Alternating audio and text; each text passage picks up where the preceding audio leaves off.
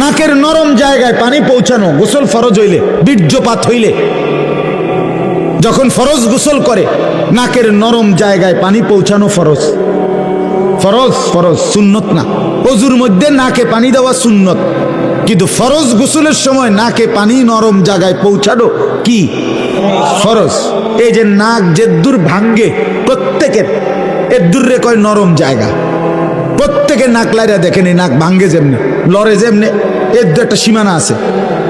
এখানে পানি পৌঁছাইতে হবে। হাতের কোষে, হাতের তালুর মধ্যে পানি নিয়ে হালকা টান দিতে হবে, হালকা একটু, সামান্য একটু টান দিলেই পানি, সামান্য একটু টান, নিঃশ্বাস টানলেই, জোরে না, জোর হইলে ভিতরে ঢুকে যাবে, কষ্ট হবে। সামান্য নিঃশ্বাস টান দিলেই আপনার পানিটা এখানে চলে আসে, এরপরে ধাইরা লাইলে হয়। হ্যাঁ, এখন নাকের নরম জায়গায় পানি পৌঁছানো ফরজ। এইটা যেভাবে পৌঁছাইতে হয়, মনে করেন অসংখ্য যুবক যুবতী, পুরুষ নারী এই সমাজের যারা কোরআন শিখে নাই, দিন শিখে নাই, মাদ্রাসায় পড়ে নাই, কোনো আলেম থেকে শিখে নাই, আপনি খবর নেন, তাদের এইটা জানে না, তারা এটা পানি পৌঁছায় না। এখন যে এই নরম জায়গায় পানি পৌঁছলো না, এখন যদি এই লোক বিশ্বাস করেন বঙ্গোপসাগরেও নিয়ে যদি তারে চুবায়, বলে বঙ্গোপসাগরে ওনারে 1 ঘন্টা মাইজগানে টলার দিয়ে নিয়া এরপরে পানি চুবাইয়া থুইছে, এরপরও সে পবিত্র হবে না। পরিচ্ছন্ন হইল, পরিষ্কার হইল, গাও সাবান টাবান দিল, কিন্তু পবিত্রতার জন্য তাহারাত আর নাজাফাত এক কথা না। নাজাফাত মানে পরিচ্ছন্নতা, সেটা বিধর্মীরও হইতে পারে, কিন্তু পবিত্রতা একমাত্র কোরআন সুন্নাহ মতে হইতে হয়। ঠিক কিনা বলেন না কেন? পবিত্র হয় কি দিয়া? কোরআন সুন্নাহর নিয়মে। পবিত্র হয় সাবান দিয়া না, পবিত্র হয় পারফিউম দিয়া না, পবিত্র হয় ফেস ওয়াশ দিয়া না, পবিত্র হয় শ্যাম্পু দিয়া না, পবিত্র হয় আপনার লাখ সাবান দিয়া না, পবিত্র হয় কোরআন সুন্নাহর নিয়ম দিয়া। তাইলে এখন যে এই লোকটার নাকের নরম জায়গায় পানি পৌঁছলো না, এবার তো সে গোসল করলো, পবিত্র হয় নাই। খোদার কসম, আমি তো দূরে থাকি না, আপনাদের কাছে আছি, সাবের বাজার। আপনার যদি আমার কথা ভুল হয় আবার আমারে জিজ্ঞাসা করেন, আমার আইনে আবার বিচার করেন। কিন্তু যে পবিত্র হয় নাই, কসম খোদার, তার একটি নামাজ, একটি রুকু, একটি সেজদা কবুল হবে না। এবারটা যদি কাবা শরীফের ছাদে গিয়েও নামাজ পড়ে, আল্লাহর কসম তার নামাজ হবে না। লা তুকবালু সালাতুন বিগাইরি তুহুর, নবীজি বলছেন, তিরমিজি শরীফের প্রথম হাদিস, কোন নামাজ পবিত্রতা অর্জন ব্যতীত কবুল হয় না। তাহলে আপনি যখন হাসরের ময়দানে গিয়া দেখবেন আপনার আমল নামার মধ্যে কোনো নামাজের সওয়াব নাই, তখন আপনি কি করবেন? তখন কি করবেন?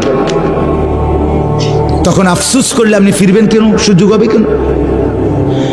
ওয়া আন্না লাহু যিকরা, কোরআনুল কারীমে আছে, আল্লাহ তাআলা বলেন, প্রত্যেকটা মানুষ হাসরের ময়দানে জাহান্নামকে যখন দেখবে, ওয়াজিআ ইয়াউমাইযিন বিজাহান্নাম, জাহান্নামের দিকে যখন তাকাবে, আল্লাহর ফেরেশতারা যখন জাহান্নামকে টেনে আনবে, ইয়াউমাইযিন ইয়াতাযাক্কারুল ইনসান, আল্লাহ বলে প্রত্যেকটা মানুষ তখন তার দুনিয়ার হায়াতের সমস্ত কাজকর্মের কথা, ভালো মন্দ কথা মনে পড়বে।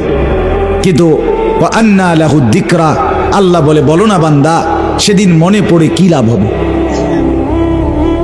আহা যদি গুনাহ না করতাম, হ্যাঁ তো বুঝলেন আর কি, তখন আহা যদি গুনাহ না করতাম, এটা কইতে না পারবেন তো লাভ কি?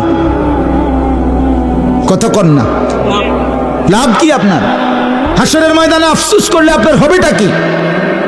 কবরে আফসোস করলে আপনার হবেটা কি? এখন আফসোস করলে লাভ। আজকে আফসোস করলে লাভ কি না? আজকে লাভ, এখন লাভ, এখন লাভ আছে বাপ। আজকে যদি আফসোস করেন, হায়াত থাকতে তো তওবা করার নসিব হবে, ভুল শুধরাইতে পারবেন, আল্লাহর কাছে ক্ষমা চাইতে পারবেন। ক্ষমা চাইলে, ভুল স্বীকার করিলে, ভুল ছেড়ে দিলে আর করবে না, ওয়াদা দিলে, লজ্জিত হয়ে মাফ চাইলে, খোদার কসম আল্লাহ বলছে, বান্দা আমি 90 বছরের গুনাহ একসাথে মাফ করে দেব। আমি আসমান ছোঁয়া, লাউ বালাগাত যুনুবুকা আনানাস সামা সুম্মা ইস্তাগফারতানি গফারতু লাকা ওয়ালা উবালি। আল্লাহ বলে, বান্দা তোমার গুনাহ যদি আসমান পর্যন্ত পৌঁছে যায়, আর তবুও যদি তুমি তওবা করো, ইস্তিগফার করো, হায়াত থাকতে যদি গুনাহ ছেড়ে দিয়ে আর করবে না ওয়াদা দিয়ে লজ্জিত হয়ে মাফ চাও, গাফারতু লাকা ওয়ালা উবালি, কোনো পরোয়া না করে আমি আল্লাহ তাআলা একসাথে মাফ করে দেব, সব মাফ, তুমি সাফ। এজন্য বাপ, কথাটা লম্বা করলাম, একটা প্রসঙ্গ তো এটাই বুঝায় কইলাম,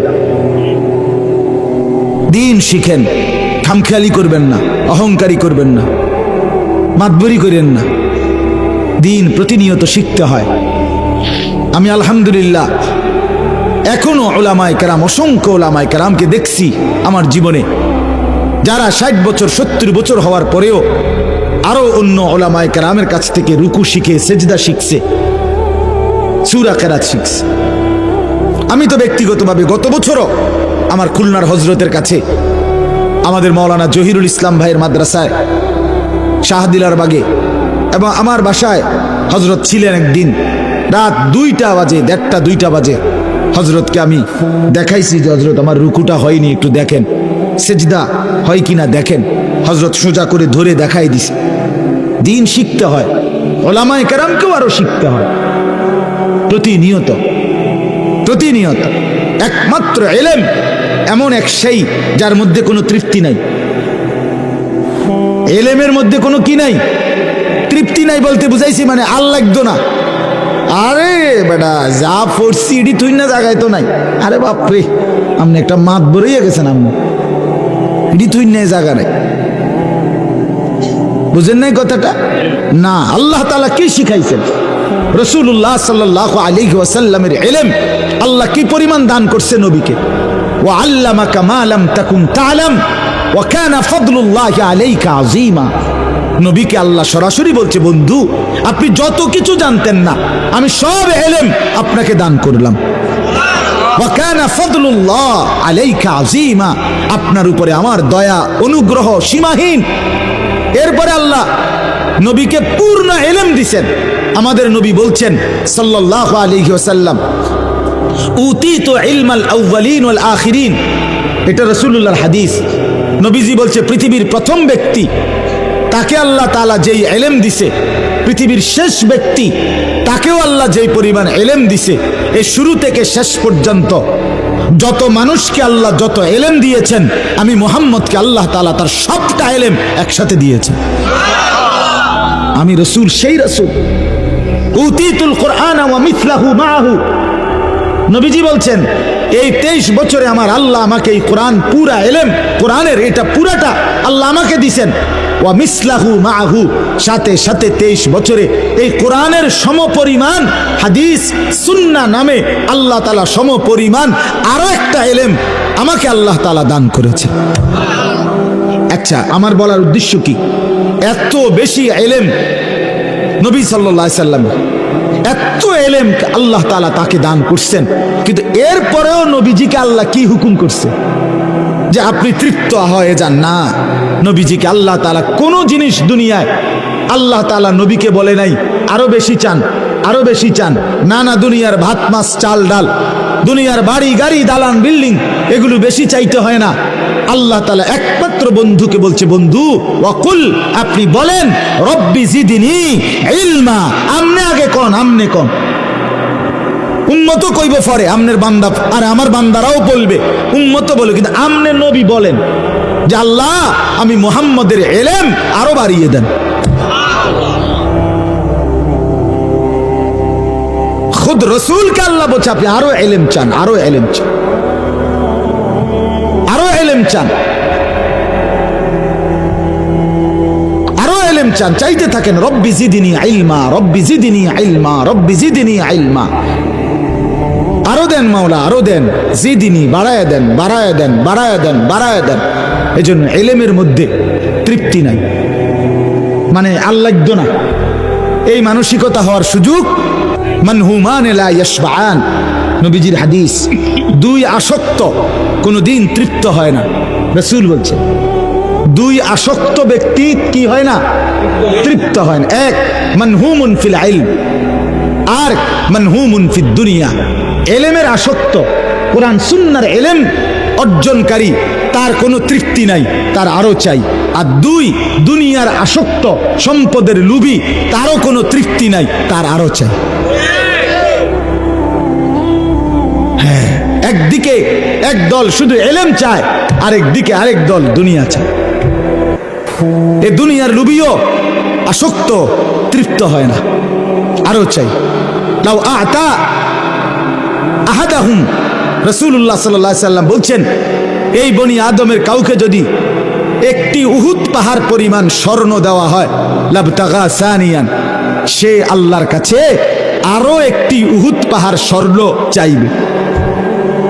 ফাইন আতাহু সানিয়ান, যদি আরেকটা দেয় 2 নম্বর, লাবতাগা সালিসান, সে তৃতীয় আরেকটি উহুদ পাহাড় চাইবে। লা ইয়ামলাউ জাওফু ইবনু আদামা ইল্লা তুরাব।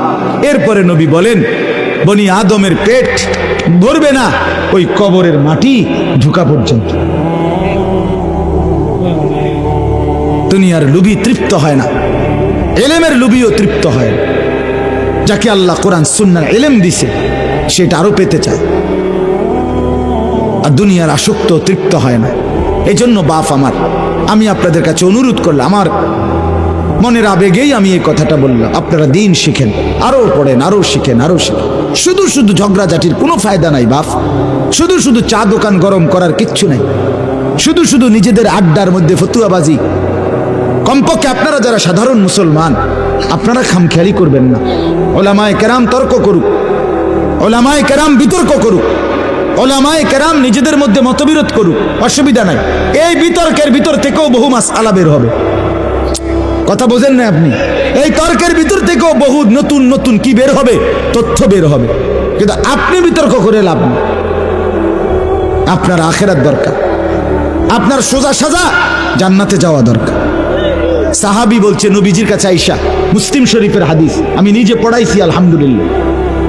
এক সাহাবী, সাধারণ গ্রাম্য বেদুইন সাহাবী, আরাবী সাধারণ সাহাবী আয়েশা নবীজিকে বলছে, দুল্লানি আলা আমালিন আমিলতুহু দাখালতুল জান্নাহ। ও আল্লাহর নবী, আমার একটা আমল বলে দেন, আমল কর্ম জান্নাতে যাবো। সোজা কথা, এত ফেসফুস বুঝি না, আমার জান্নাত দাও দরকার। কিতা কিতা করতাম হেডি কর, কি করতাম তা কর। নবীজি বললেন, 1 নাম্বার, তুমি কালেমায়ে শাহাদাত বিশ্বাস করবে, আশহাদু আল্লা ইলাহা ইল্লাল্লাহ ওয়াহদাহু লা শারীকা লাহু ওয়া আশহাদু আন্না মুহাম্মাদান আবদুহু ওয়া রাসূলুহু, এই কালেমার সাক্ষী দিবা। 2, ওয়া তুকিমুস সালাতাল মাকতুবা, 5 ওয়াক্ত ফরজ নামাজ আদায় করবা। ওয়া তুতিজ যাকাতাল মাফরুযা, তুমি ফরজ যাকাত আদায় করবা। ওয়া তাসুমা রমাদান, রমজান মাসের রোজা আদায় করবা। তখন পর্যন্ত হাদিসের ব্যাখ্যায় আছে তখনও হজ ফরজ হয় নাই, অথবা লোকটা এতটা গরিব যে নবীজি বুঝছেন তার জন্য হজের বিধান আসবে না। কথা বুঝছেন কিনা? তো কয়টা বলছে? 4টা। কালেমায়ে শাহাদাত, 5 ওয়াক্ত নামাজ, যাকাত, আর কি? রমজানের রোজা।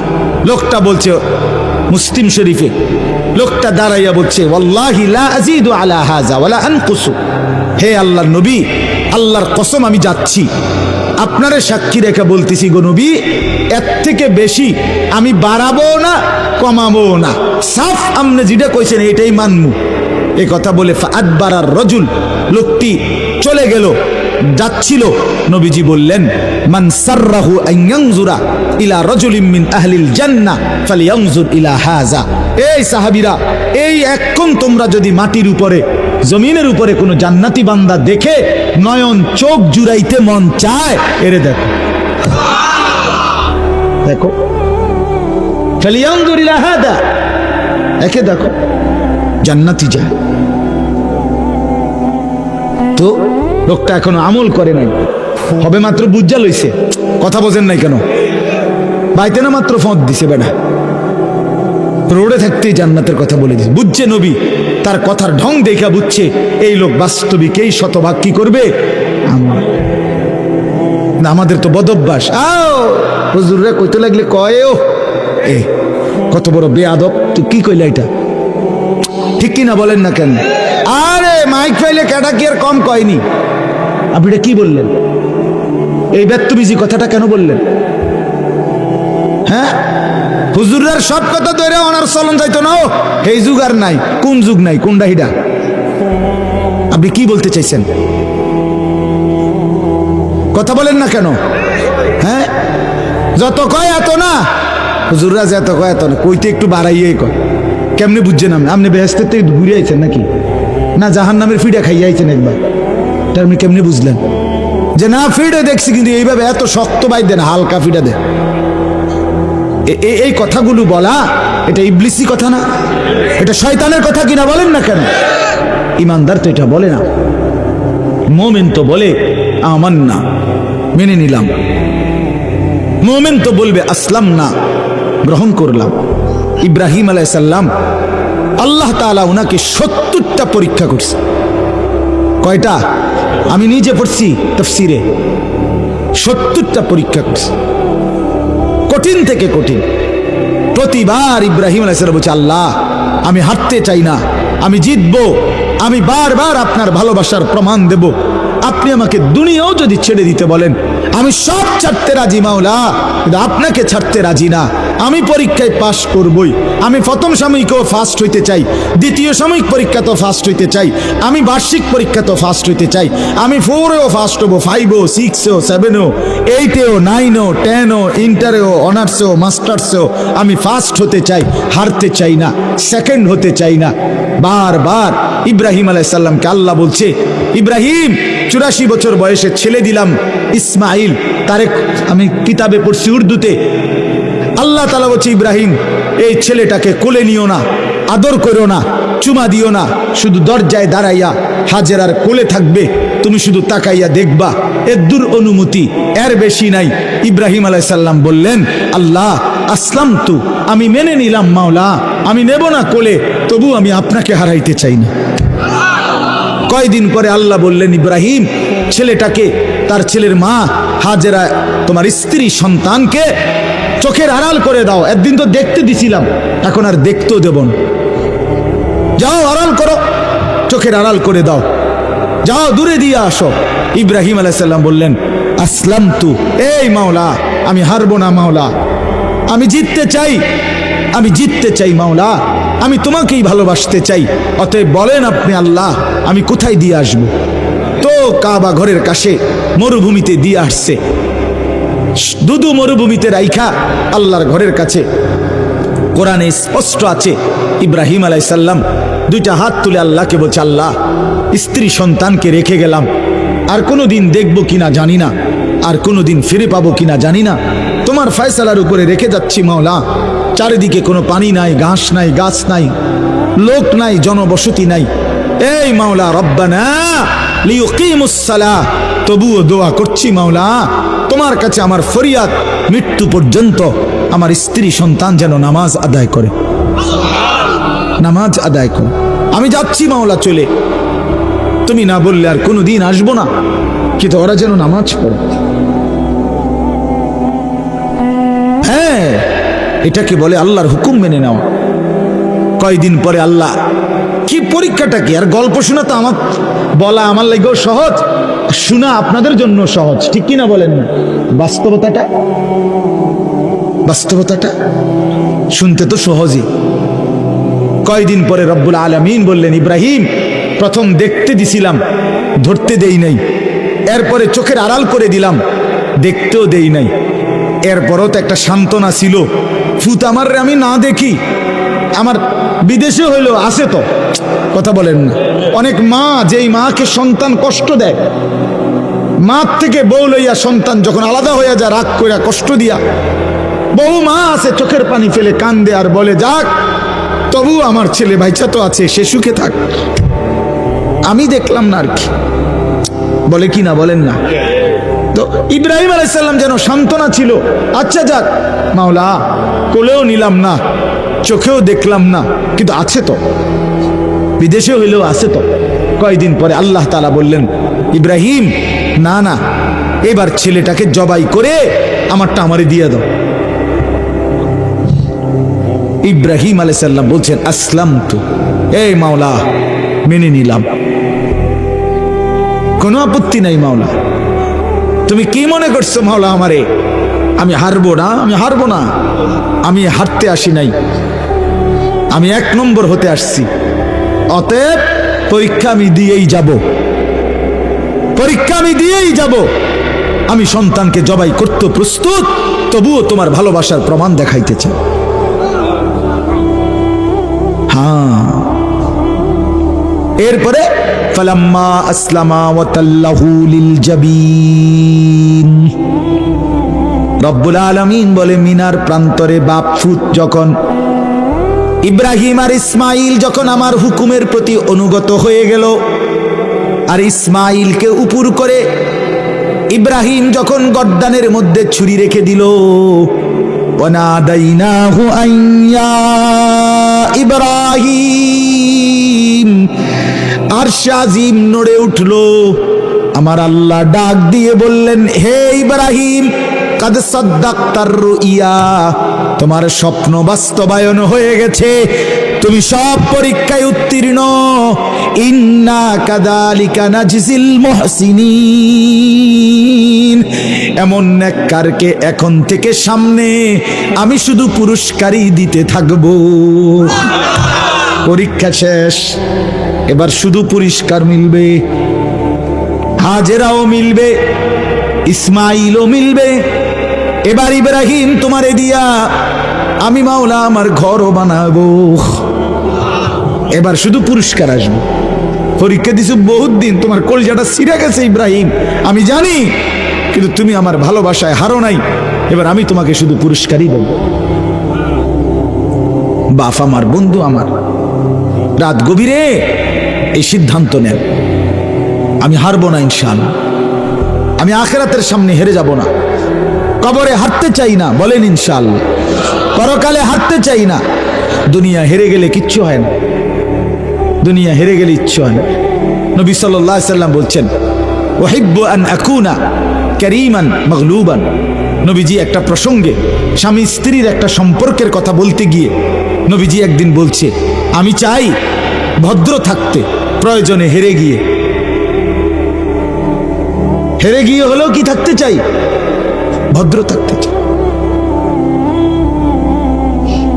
ওয়ালা উহিব্বু আন আকুনা গালিবান লাঈমান, আমি চাই না জিততে অভদ্র হয়ে, অর্থাৎ আমি দুনিয়া চাই না, আমি আখিরাতকে চাই, আখিরাতকে চাই। নবীজিকে বারবার হযরত ওমর রাদিয়াল্লাহু তাআলা আনহু একদিন নবীজি সাল্লাল্লাহু আলাইহি সাল্লামের ঘরে, আল্লাহর নবী সাল্লাল্লাহু আলাইহি সাল্লামের কামরায় গেছে, গিয়া দেখে নবীজি একটা চাটাইয়ের মধ্যে শোয়া ছিলেন। ওমরকে দেখে বসছে। খোদার কসম, ওই আরবি কিতাবে আমরা নিজে পড়ছি, হযরত ওমর তাকাইয়া দেখলেন, ওয়াকাদ আসসারা আলা জামবি, নবী সাল্লাল্লাহু আলাইহি সাল্লামের দেহ মোবারকে চাটাইয়ের দাগ, এরকম পবিত্র সুন্দর চেহারার মধ্যে, শরীরের মধ্যে চাটাইয়ের দাগ পড়ে গেছে, একটা চাদরও ছিল না। নবীজি এই সময় ছাতু, যেটা ছাতু কি কয়, হাতু, হ্যাঁ, আগে পানি দিয়ে গুললে খাইতো যে, এগুলো পাউডারের মতো, বুঝছেন, ছাতু বলতো না, এ হাতু, ছাতু আপনার আটার গুঁড়া, চাউলের একদম গুঁড়া, এগুলো আর কি, খুদ কুড়া, এগুলোরে পানি দিয়ে গুল্লা খাইতো। এটুকু ছাতু শুধু নবীজি সাল্লাল্লাহু আলাইহি সাল্লাম নিচে খাবারের জন্য এই পানি দিয়ে গুলে খাবে, এটাই। হযরত ওমর এটা দেখে কাঁদা দিছে। নবীজি মুচকি হাসি দিয়ে বললেন, মা ইয়াবকিকা, ওমর কাঁদলে কেন? হযরত ওমর বললেন, ইয়া রাসূলুল্লাহ সাল্লাল্লাহু আলাইহি সাল্লাম, আনতা সাফওয়াতুর রাসূল, আপনি সমস্ত রসুলের, ১৬ লাখ আম্বিয়ার নির্যাস সারাংশ, আপনি সমস্ত আম্বিয়াদের শিরোমণি, আপনি সমস্ত আম্বিয়া রসুলদের সেরতাজ, আপনার জন্যই সমস্ত গুণ। হোসনে ইউসুফ দমে আইসা, ইয়াদে বাইদা দারি, আঁচে খুবা হামা দারন্ত তু তনহা দারি। হযরত আল্লামা ইকবাল বলছে, হে নবী মুহাম্মদ, ইউসুফের সৌন্দর্য, মুসার মোজেজা, ঈসার মোজেজা, এভাবে ১৬ লাখ আম্বিয়ার যত বৈশিষ্ট্য, যত মোজেজা, সব যদি আপনার মাঝে দেখি, বন্ধু মুহাম্মদ, একা আপনার মাঝে সবটাই দেখতে পাই। সব গুণ আপনার মাঝে, সব সিফাত আপনার, সব বৈশিষ্ট্য আপনার। তো ওমর বললেন, ইয়া রাসূলুল্লাহ, এত মর্যাদা, এত সম্মান আপনার, সেই আপনি খাবারের এই অবস্থা, বিছানার এই অবস্থা, আপনার দুনিয়ার কিচ্ছু নাই। আমার এটা দেখে আল্লাহ নবী চোখের পানি চলে আসছে। এরপরে বলছে, রোম আর পারস্যের বাদশারা তারা দামি বিছানায় রেশমি পোশাক পরে রেশমের বিছানায় ঘুমায়, আর আপনার এই হালাত, অথচ আপনি শ্রেষ্ঠ রাসূল, কুল কায়নাতের সেরা, আপনি সর্বশ্রেষ্ঠ রাসূল, আপনি নবিউল আম্বিয়া, নবী দু জাহাঁ, নবী দু শাহা, নবী দু আলম, আপনার এই হালাত কেন? তখন আল্লাহর নবী সাল্লাল্লাহু আলাইহি সাল্লাম বলছে, আমা তারদা আন তাকুনা লানাল আখিরাহ ওয়া লাহুমুদ দুনিয়া। আল্লাহর নবী বললেন, ওমর, তুমি কি এই কথার উপরে খুশি হবে না যে আমরা আখিরাত থেকে নেব, ওরা দুনিয়া থেকে নেক? খোদার কসম, কিতাবে আছে, হযরত ওমর তখন চোখের পানি মুছে বললেন, আল্লাহি ইন্নী লা রাদিন, আল্লাহর কসম নবী, আমি এতে রাজি, আমি আখিরাত থেকে নেব, আমরা আখিরাত থেকে নেব। দুনিয়া দিয়ে দিলাম সুদ কররে, ঘুষ কররে, সিটার রে, বাটপার রে, যা তোরে দিয়ে দিলাম, হারাম কর, তোকে দুনিয়া দিয়ে দিলাম, বেবিচারি, মদখোর, নেশাখোর, জুয়ারি, তোরে দুনিয়া দিয়ে দিলাম, যা, আমি জান্নাত থেকে নেব ইনশাআল্লাহ, আখিরাত থেকে নেব, পরকাল থেকে নেব। আমাদের সারা বাংলাদেশের কত লক্ষ লক্ষ ইমাম, কত লক্ষ মুয়াজ্জিন, 6,000, 8,000, 10,000 টাকা, কতটা টানা হেসরা করে সংসার চালায়, একটা আশায় আছে শুধু, মালিক আপনার ঘরের গোলামি করছি, বিনিময়ে আখিরাতে দিয়েন। আল্লাহ যেন হাত বুলায় দেয়, আল্লাহ যেন বলে, ঠিক আছে, তোরে আমি আখিরাতেই দেব, তোরে আমি আখিরাতেই দেব। না তো ইনসাফ কি বলে? ইনসাফ কি বলে? একটা মসজিদের ইমামের বেতন 10,000 টাকা, 2,000 টাকা বাড়াইতে বললে, 500 টাকা বাড়াইতে বললে আপনার চোখ রাঙ্গা নেই, হুজুর টাকা সিন্দালাইছেন, আমরা গরিব এলাকা, এই সেই 900 কথা। অথচ মসজিদের টাইলস বদলাইতে বদলাইতে, মসজিদের ডিজাইন বদলাইতে বদলাইতে, মসজিদের লাইট কারুকাজ, আপনাদেরকে শুধু বলছি না, বদলাইতে বদলাইতে সব ডবল ডবল ডবল ডবল, সব অত্যাধুনিক। কিন্তু বেচারা ইমামের জিন্দিগি, তার জীবনযাত্রা, তার বিবি বাচ্চা পরিবারের সহ তার সংসারটা একেবারে জীর্ণশীর্ণ। এই মানুষটার কোনো কদর নাই, কদর শুধু ইট বালি আর সিমেন্ট আর আপনার গ্লাস দরজার আয়না, এগুলো। এটা ইনসাফ না, এটা ইনসাফ না, এটা ইনসাফ না, মনে রাখবেন। আমি অনুরোধ করলাম, আমি প্রতিদিন বলি, প্রায় বলি, মসজিদের ইমামকে কদর করেন, মসজিদের মুয়াজ্জিনকে কদর করেন, ওলামায়ে কেরামকে কদর করেন, আপনার জিন্দেগি সুন্দর হবে। ইমামের সাথে সম্পর্ক বাড়ান, ওলামায়ে কেরামের সাথে সম্পর্ক বাড়ান, জিন্দেগির সব বিষয় তাদের থেকে সুন্দর করে আনার চেষ্টা করেন। আল্লাহ আমাদেরকে তৌফিক দান করেন। আমার বাপ, আমার শেষ কথা হলো, আমি যে আয়াত পড়ছি, মূল মাকসাদ একটা কথাই বলা, লম্বা তাফসির করান, একটা কথাই শুধু বলা, আমরা যারা এখানে বসছি রাত গভীরে, আমাদের প্রত্যেকের যে আমাদের জীবনের কদর করা দরকার। আমাদের হায়াত, আমাদের জিন্দিগি বাপ ওয়ান ওয়ে। আমি প্রত্যেক দিন বলি এ কথাটা,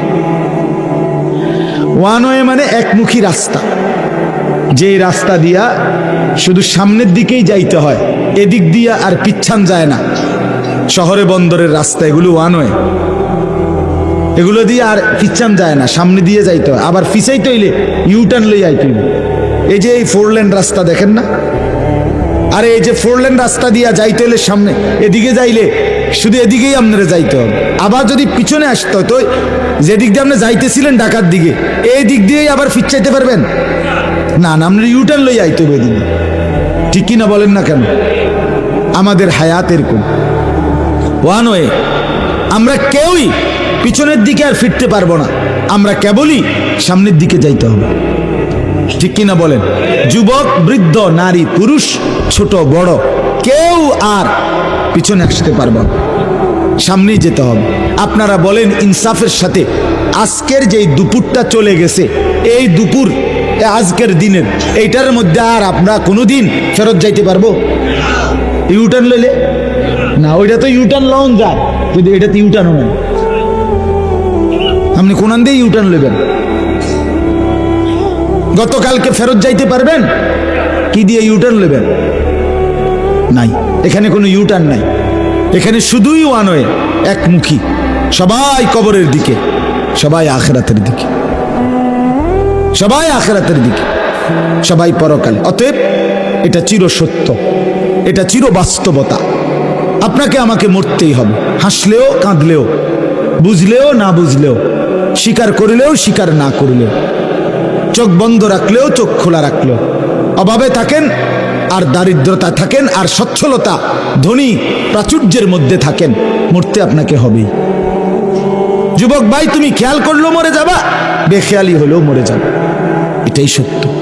মৃত্যুবরণ করতেই হবে, মাটির কাছে মাটি জমা দিতেই হবে।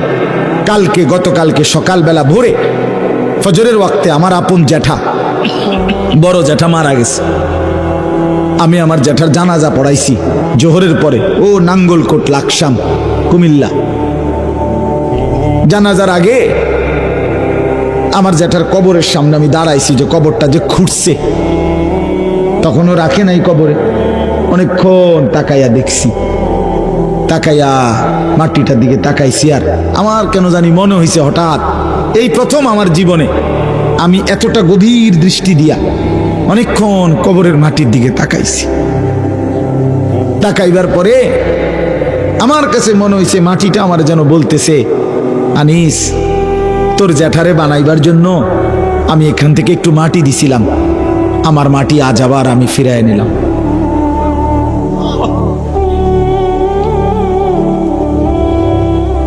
আমার মাটি আমি ফিরায় নিলাম। এই পৃথিবীর কোটি কোটি মানুষ আমাদের প্রত্যেককে বানানোর জন্য মাটি, যে মাটিটুকু দিচ্ছে আল্লাহর কুদরতে, সে মাটিটা যেন আবার বলে দিচ্ছে, আমার মাটি কিন্তু আমাকেই আবার ফেরত দিতে হবে। অফিহা নুঈদ, আমার মাটি আমাকেই ফেরত দিতে হবে, আমি এক সুতা মাটি ছাড়বো না, আমাকেই দিয়ে দিতে হবে। মাটির মানুষ মাটিতেই মিশাই দিন। এই জন্য বাপ, আমি আপনাদের কাছে অনুরোধ করছি, রাত গভীরে আপনারা প্রত্যেকেই মৃত্যুর জন্য, আখিরাতের জন্য, পরকালের জন্য ফিকির করেন, নিজের ভালো, নিজের পরিবর্তন করেন। আমিও আপনিও চলেন ভালো হই, চলেন বদলে যাই, চলেন জিন্দিগিটা সুন্দর করি, জীবনটা কাজে লাগাই। 5 ওয়াক্ত নামাজ কেন পড়বেন না? যুবক ভাই, তোমরা ফজরের নামাজ কেন পড়বা না? আল্লাহর সাথে কেন নারাজ হলে? আপনাদের স্ত্রী পর্দা কেন করবে না? হালাল কেন খাবেন না? ঘরের মধ্যে রঙিন টেলিভিশন আর কতদিন চলবে? নাচ গান আর নর্তকী কতদিন নাচবে? বলেন না বাপ, ইনসাফের সাথে ভাবেন। এই জন্য পরিবর্তনের মানসিকতা নিয়ে যদি বুঝ আসে, দিমাগ আসে, আমাদের ভিতরে যদি এই বিবেক জাগে যে আমার বদলানো দরকার, ভালো হওয়া দরকার, আখিরাতকে দামি বানানো দরকার, কবরকে দামি বানানো দরকার, খোদার কসম, তাহলে আমাদের সামনে নিজের আখিরাত, কবর, পরকাল দামি বানানোর লম্বা, সুবর্ণ, সুন্দর, চমৎকার একটি সুযোগ একদম মুখামুখি। সেটাই হলো মাহে রমজান। নিজেকে দামি বানানো, নিজের কবর আখিরাতকে কি বানানোর? দামি। রমজান মাস, আর এটাই আজকে উদ্দেশ্য বলা। চলেন সিদ্ধান্ত নেই, এই আগত রমজান, আল্লাহ হায়াত দিলে আল্লাহর কাছে ভিক্ষা চাই সবাই মিলে, আর আল্লাহর কাছে বলি, আল্লাহ এই রমজান পর্যন্ত হায়াত দেন, আর রমজান গুনাহমুক্ত কাটাইয়া আপনার বন্দিগি শতভাগ আদায় করে আল্লাহ মুত্তাকি হতে চাই, জান্নাতি হতে চাই। সিদ্ধান্ত নিলে সম্ভব, সম্ভব কিনা? সম্ভব। এজন্য মাহে রমজানকে কদর করেন, আগত রমজানের জন্য প্রস্তুতি নেন, একদম কাছাকাছি। আর যেই চাঁদটা উঠবে এখন যেই চাঁদ উঠবে এটাই রমজান। সুবহানাল্লাহ, ঠিক কিনা বলেন না কেন? এখন যেই চাঁদ উঠবে এটা কি? রমজান। অতএব সবাই মিলে রমজানের প্রস্তুতি নিন, রমজান মাসটা সুন্দরভাবে কাটান। দেখবেন ঈমান একটা পাসপোর্ট, আর তাকওয়া এটা ভিসা। ভিসা লাগলে, তাকওয়া লাগলে জান্নাতি। উইদ্দাত লিল মুত্তাকিন, আল্লাহ কোরআনে বলছে জান্নাত বানানোই হয়েছে মুত্তাকিদের জন্য।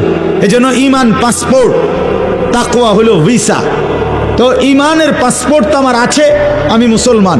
তো আল্লাহ তাআলা বলে তো ঠিক আছে, একটা মাস 30 দিন, 31 লাগবে না, 29-এ চেষ্টা করবো, আর নাই তো 30-এ সই, 31-এ নিতাম না বান্দা, সাফ কথা।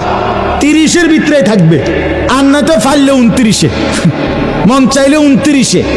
29 বা 30 দিনের ভিতরে আমার কথাটা মাইনা চলবা, ঠিক যেমনে যেমনে যেটা করতে বলছি করবা, ছাড়তে বলছি ছাড়বা। এই 30 দিনের মাথায় আমি আল্লাহ ঈমানের পাসপোর্টের সাথে তাকওয়ার ভিসা লাগায় দেব, জান্নাতের গাড়িতে উঠায় দেব। সাফ কথা তুলে দেব। এক চাঁদ উঠবে, তাকওয়ার অভিযান শুরু, জীবন গঠনের রমজানের চাঁদ। আরেক চাঁদ উঠবে ঈদের চাঁদ, তোমার বেহেশতে রওনা শুরু। আমার দাদা রোজার আগে গ্রামে দাদা একটা মসজিদ করে দিছিল, আরো আগের কথা বলতেছি। তো দাদা মসজিদের কাম শেষ করছে রোজার আগে, পুরা রমজান দাদা মসজিদে ছিল, নামাজ পড়ছে, এতেকাফ করছে, আল্লাহ বিল্লাহ করছে। ঈদের দিন দাদা নামাজ পড়ে এসে আমার চাচারে কইছে, আলী হোসেন আমার চাচার নাম, হোসেন আমার একটা রিক্সা আইনা দে, আমি আমার শ্বশুর বাড়ির যাবো। দাদা বুড়া মানুষ, আমার চাচায় হাসি দিছে, দূর আমনে বুড়া বয়সে কীর্তেন শ্বশুর বাড়ি যাবেন, কোনায় আমনে শ্বশুর বাড়ি আসেনি কেউ বাচ্চা। চাচা এতটা গুরুত্ব দেয় নাই। আমার দাদা আমার স্বাস্থ্য বাইরে হাতে ধইরা আমার দাদাই বলতেছে, কয় নাতি চল তুই, হেতে আমার রিক্সা আইনা দিত না, কিন্তু দাদা জামুই আজকে শ্বশুর বাড়ি। কসম খুদার আমার দাদা এরপরে চাচা তো বাইরে হাতে ধরে রওনা দিছে। এ কদ্দুর গেছে, আর এই ঈদের দিন দাদা পইরা গেছে, বেহুশ হয়ে গেছে। সন্ধ্যাবেলা দাদা কবরে চলে গেছে। দাদা আমার শ্বশুর বাড়ি চলে গেছে। এজন্য রব্বুল আলামিন বলে, বান্দা মাহে রমজানে আমি বদলে দেব তোমাকে, তাকওয়া দেব, জান্নাত দিয়ে দেব। 30 দিনেই পাসপোর্টের সাথে ভিসা লাগায় দেব, তাকওয়া, লাআল্লাকুম তাত্তাকুন। এজন্য আমিও আপনিও ইনশাআল্লাহ পরিবর্তন চাই, ঠিক আছে না? ইনশাআল্লাহ আপনার চলাফেরা দ্বারা, কথাবার্তা দ্বারা, আপনার রমজানের প্রস্তুতি, ইবাদত আমল দ্বারা যেন বোঝা যায় যে আপনি সারা বছরের ব্যস্ততার চাইতে রমজানটা কমপক্ষে একটু আলাদা, আখিরাতের জন্য একটু বেশি সময় দিতেছেন, এটা যেন বোঝা যায়, ঠিক আছে না? ইনশাআল্লাহ খামখেয়ালি না করি, অবহেলা না করি। আল্লাহ তাআলা আমাদেরকে তৌফিক দান করেন। 5 ওয়াক্ত নামাজ সুন্দরভাবে পড়বেন। রাত্রিবেলা 20 রাকাত পূর্ণ তারাবি রমজান মাস পুরা মাস পড়বেন, বলেন ইনশাআল্লাহ। পূর্ণ 20 রাকাত তারাবি। তারাবি শুধুই 20 রাকাত। তারাবি কয় রাকাত? না শুধুই 20 রাকাত। তারাবি কয় রাকাত? আমি যেমনি কইছি হেমনে কর, শুধুই 20 রাকাত। বলেন কয় রাকাত? তারাবি শুধুই 20 রাকাত। 8 রাকাত তারাবি হয় না, 12 রাকাত তারাবি হয় না, ওইটা নফল নামাজ, ওটা আলাদা নফল নামাজ। তারাবি শুধুই 20 রাকাত, বুঝছেন না? আপনি যদি বলেন অনেক হুজুরে তো কয় 8 রাকাত, তো আমি তো হুজুরে, আমি কইছি 20 রাকাত, তো ওনারটা আপনার বুঝে ধরছে, আমারটা বুঝে ধরছে না কা? আমার অসুবিধা কিতা? না আমার কি কিতা, আমার অসুবিধা কিতা? সার্টিফিকেট না, মানে আমার সার্টিফিকেটটি চাইবেন নিয়ে আইয়েন। আমি কি চুরি করে ফাঁস করছি নাকি? তো আমি কি বহন খাইয়ে বড় হয়েছি? কথা বলেন না কেন? তাইলে অতএব এই যুগ যুগ ধরে লক্ষ কোটি উলামায়ে কেরাম 1450 বছরের এই সিলসিলা হঠাৎ করে বিগড়ায় দিলে হবে না। এজন্য পূর্ণ 20 রাকাত তারাবি ইনশাআল্লাহ পড়বেন। বলেন ইনশাআল্লাহ, বলেন ইনশাআল্লাহ, বলেন ইনশাআল্লাহ। আল্লাহ আপনি তৌফিক দান করুন। হ্যাঁ, যদি কারো তর্ক করতে মন চায় আইসেন, আমি তর্ক করুম আমি। হ্যাঁ, না মানে 8 রাকাত লইয়া 12 রাকাত লইয়া যদি কারো তর্ক করতে মন চায়, অসুবিধা কি? তর্কের জন্য আমি সময় দিই, বাকি আইসেন আমি, বা আমি হুজুর ফাটামো তর্ক লাগিয়া, অসুবিধা কি? কিন্তু এখন বললাম, এখন তো রাত হয়ে গেছে, এই জন্য লম্বা করে বলার সুযোগ নেই, এই জন্য বললাম, সুযোগও দিলাম। তর্ক করতে চাইলে আপনি কইরেন তর্ক, অসুবিধা কি? আমি সময় দেবো আপনার তর্কের, কিন্তু তারাবি পূর্ণ 20 রাকাত পড়বেন। সাহারির টাইমে উঠে 2 রাকাত, 4 রাকাত, 6 রাকাত, 8 রাকাত নফল নামাজ তাহাজ্জুদ পড়বেন। সারাদিন বেশি বেশি কালেমা শরীফের জিকির করবেন, ইস্তেগফার তওবা পড়বেন, আল্লাহর কাছে জান্নাত চাইবেন, জাহান্নাম থেকে পানাহ চাইবেন, খুব বেশি দোয়া করবেন। ইফতারের আগে, সেহরিতে, সারাদিনে সুযোগ থাকলে আল্লাহর ঘর জিয়ারত করবেন। রমজানে উমরা করলে, একটা উমরা রমজানে, আল্লাহ রাসূল সরাসরি বলছে রমজানের উমরা সরাসরি হজ্জের সমান সওয়াব। উমরাতুন ফি রমাদান তাদিলু হজ্জা। আরেক riwayat আছে মাই, আমার সাথে হজ্জের সমান, রাসূলের সাথে উমরা। আমি তো পরিষ্কার একটা কথা সবসময় বলি, এই বাপ, যেই চোখ মুমিনের, যেই চোখ সামর্থ্য থাকা সত্ত্বেও যেই চোখ কালো গিলাফ দেখে নাই কাবার, এই যেই চোখ মদিনার সবুজ গম্বুজ দেখে নাই, আরে বেটা তুমি দেখলা কি জীবনে? ওই চোখে দেখলা কি জীবনে? দেখলাটাই কি? তাইলে দেখার মজাই তো পাও নাই কিছু, এই চোখের স্বাদই তো পাও নাই। গত বছর এক উমরা সফরে রমজানে এক লোক বাংলাদেশি দৌড়াইয়া আমার কাছে আসছে, আইসাই আমারে জড়ায় ধইরা বলতেছে, হুজুর আমি এবারই প্রথম আল্লাহর ঘরে আসছি, এবং আসছি শুধু আপনার এক কথার কারণে। আমি বললাম মানে? কয়ে এই কথাইটা হুজুর, আমি বয়ানে শুনছি আপনি এই কথাইটা কইছেন যে যেই চোখ কালো গিলাফ দেখে নাই, মদিনার সবুজ গম্বুজ দেখে নাই, সে চোখ দেখলো কি? সে চোখ দেখার স্বাদে কি পাইল? দেখার কি মজা পাই? এজন্য আল্লাহর ঘর দেখার স্বপ্ন দেখি, ঠিক আছে না? ইনশাআল্লাহ রাসূলুল্লাহ সাল্লাল্লাহু আলাইহি সাল্লামের রওজায়ে আতহারের সামনে দাঁড়াবার স্বপ্ন দেখি, আল্লাহ কবুল করেন। আমার ভাই আব্দুস সালাম ভাই, আপনাদের অনেকের সাথে আমি খুব ঘনিষ্ঠ পরিচয় না থাকলেও আমি আপনাদেরকে মহব্বত করি, পছন্দ করি। তো আব্দুস সালাম ভাইয়ের অনেক অনুরোধ ছিল এই ডেটটার জন্য। আলহামদুলিল্লাহ, আল্লাহর দয়ায় আশা হইছে, আসছি। আপনারা আমাদেরকে সহযোগিতা করেছেন। কাবিলা শাহী ঈদগাহ ময়দানে আমাদের কুমিল্লা জেলা কওমি মাদ্রাসা সংগঠন বুড়িচং উপজেলার সম্মেলন 10 তারিখ হইছে। আলহামদুলিল্লাহ, এলাকার যুবক ভাইরা অনেক আন্তরিকতা নিয়ে স্বেচ্ছাসেবকের দায়িত্ব পালন করেছেন।